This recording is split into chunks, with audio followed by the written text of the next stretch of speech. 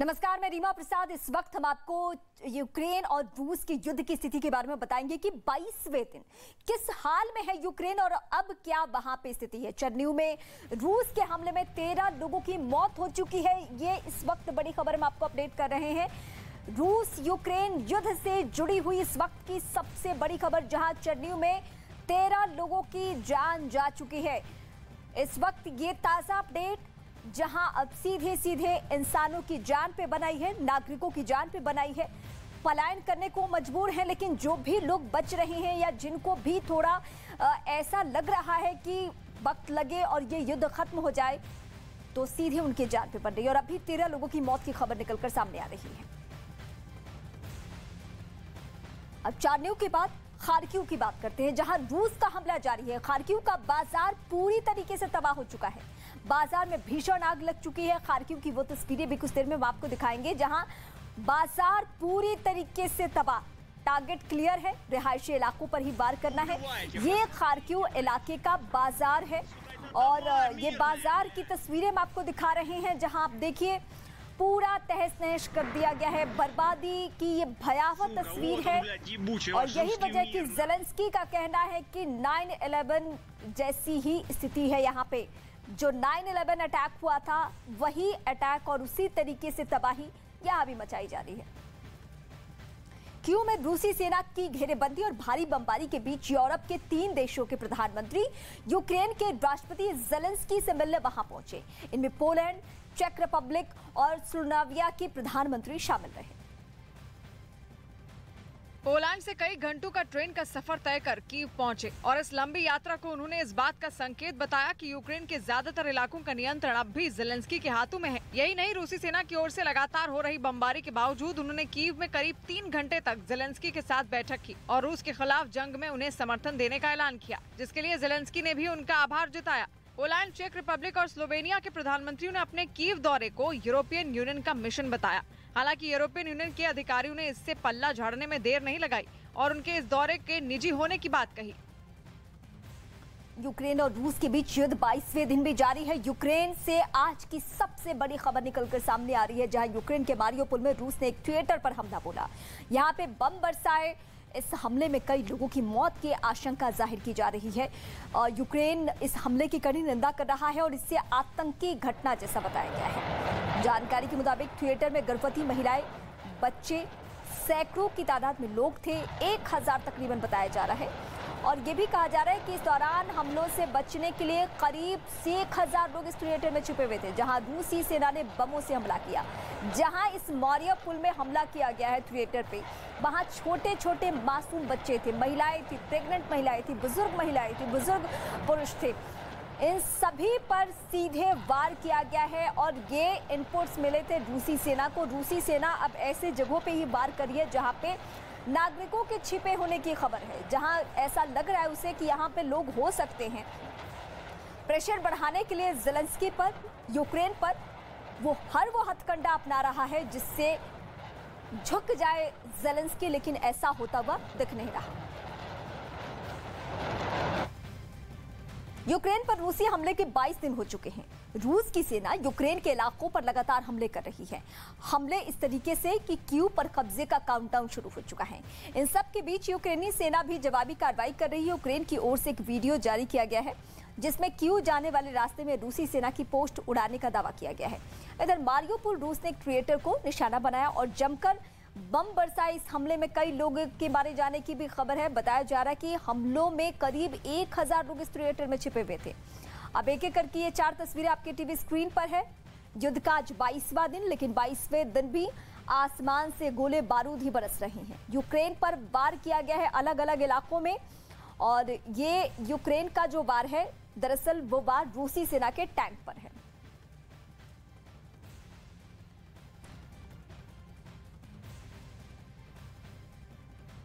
Ukraine रूस के बीच जंग के 22 दिन हो चुके हैं। यूक्रेन के खार्किव में जिन जगहों पर रूस की सेना का कब्जा हो चुका है, वहां फंसे हुए लोगों की मदद के लिए भी नए सिरे से अभियान छेड़ा गया है।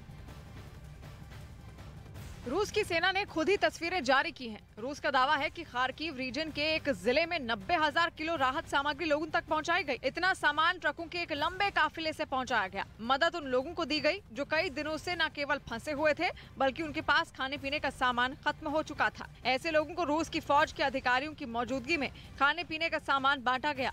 जूस, बिस्किट और नमकीन जैसी चीजें लोगों को दी गई जो कई दिनों तक इस्तेमाल की जा सके। रूस की कोशिश है कि यूक्रेन के जिन इलाकों पर उसकी फौज का कब्जा हो रहा है वहां के लोगों का समर्थन भी हासिल किया जाए। फंसे हुए लोगों तक राहत सामग्री पहुंचाना इसी का एक हिस्सा माना जा रहा है।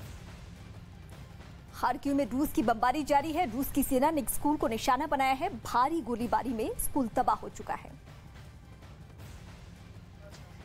ये खार्किव इलाके की तस्वीरें हम आपको दिखा रहे हैं जहां स्कूलों पर हमला किया जा रहा है, अस्पतालों पर, स्कूलों पर। और अब ऐसी भी खबर निकलकर सामने आ रही है जहां अस्पतालों के मरीज को और डॉक्टर्स को, दोनों को बंधक बनाया गया। पहले उस पर हमला और उसके बाद अस्पतालों के डॉक्टर्स को और मरीज को बंधक बनाया गया है। ये खार्किव का इलाका जहां स्कूल पर हमला, और एक दो नहीं सैकड़ों ऐसे स्कूल हैं जिस पे हमला किया गया है। पूरी तरीके से बर्बादी मचाई गई है, तबाही मचाई गई है।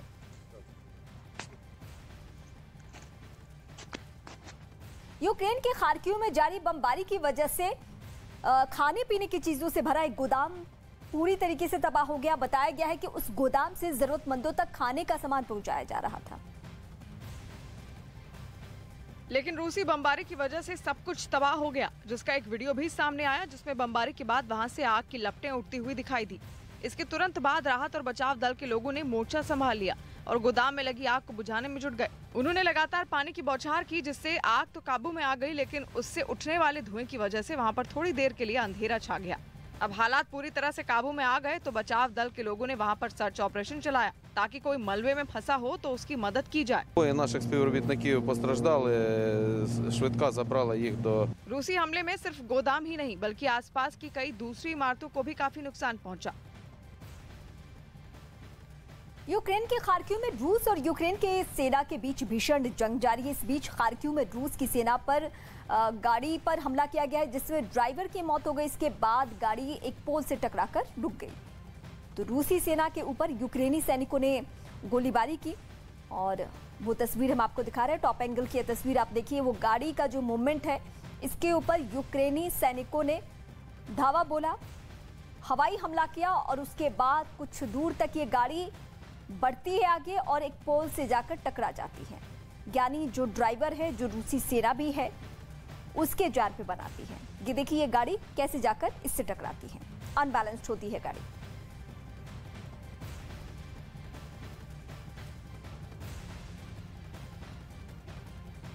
तो यूक्रेनी सेना की ओर से एक वीडियो जारी कर क्यों जाने वाले रास्ते में रूसी सेना की पोस्ट को उड़ाने का दावा किया गया है। यूक्रेन की सेना ने वीडियो जारी कर बताया कि रूस की सेना को सपोर्ट देने वाली पोस्ट को धमाका करके उड़ा दिया गया, जिसके बाद पोस्ट से काला धुआं आसमान में उड़ता हुआ दिखाई दिया। ये उसी क्यू इलाके की तस्वीरें इस वक्त हम दिखा रहे हैं आपको। यूक्रेन का ये क्यू इलाका और वहां पे ये हवाई हमला। एक और बड़ी खबर, युद्ध से जुड़ी हुई एक और बड़ी खबर, जहां खुफिया हथियार मैदान में उतार दिया गया है जिसने हमले में एक की मौत हो चुकी है और 3 घायल हो चुके हैं। ये बड़ी खबर रूस यूक्रेन युद्ध से जुड़ी हुई, जहां अब मौत की खबर सामने आ रही है। क्यू में इमारत पर मिसाइल से हमला हुआ है और इसमें कई लोगों की जान चली गई है। एक की मौत हुई है, 3 घायल हैं। तो रूस यूक्रेन युद्ध से जुड़ी हुई ये बड़ी खबर, और अब 22 दिन बाद संकेत तो ये मिल रहे हैं लेकिन युद्ध खत्म होने के, लेकिन ये मौत का सिलसिला और ये जो गोले बारूद बरसाए जा रहे हैं, ये एक इमारत है और इस इमारत में देखिए ये कैसे वार किया जा रहा है। एक एक करके हम तस्वीरें दिखा रहे हैं। अभी तक ऐसी खबर कि एक की मौत हो चुकी है।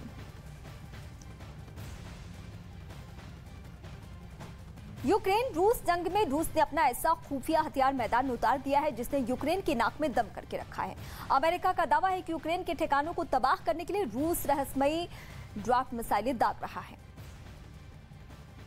डार्ट नाम इसलिए क्योंकि वो दिखने में किसी डार्ट की तरह ही है। सोशल मीडिया पर तो रूस के इस खुफिया हथियार की तस्वीरें काफी वायरल हैं, जिनमें करीब 1 फुट लंबे इस हथियार का आगे का हिस्सा सफेद और पिछला हिस्सा नारंगी नजर आया। रूस ने अपनी Iskander M short range ballistic मिसाइलें दागकर यूक्रेन के पसीने छुड़ाए हुए हैं। ये भी खबर है कि यूक्रेन के एयर डिफेंस सिस्टम इस्कंदर मिसाइलों को इंटरसेप्ट ही नहीं कर पा रहे हैं। ऐसे में इन डार्ट मिसाइलों की तस्वीरें सामने आने के बाद रक्षा विशेषज्ञों का दावा है कि यही वो हथियार हैं जो यूक्रेन के एयर डिफेंस से रूस की इस्कंदर मिसाइलों को बचा रहे हैं, क्योंकि ये हथियार एयर डिफेंस सिस्टम को ही कंफ्यूज कर देते हैं। बताया गया कि रूस की इस्कंदर मिसाइलें यूक्रेन में डार्ट जैसे दिखने वाले रॉकेट नुमा हथियार छोड़ रही हैं। यह हथियार ऐसा रेडियो सिग्नल पैदा करता है कि यूक्रेन के रडार ही गच्चा खा जाते हैं। एयर डिफेंस सिस्टम रूस के खुफिया हथियार को ही अपनी तरफ आता मुख्य हथियार मान लेता है। इससे होता क्या है कि असली दुश्मन यानी कि इस्कंदर मिसाइल रडार से बच जाती है और यूक्रेन पर कहर ढा देती है।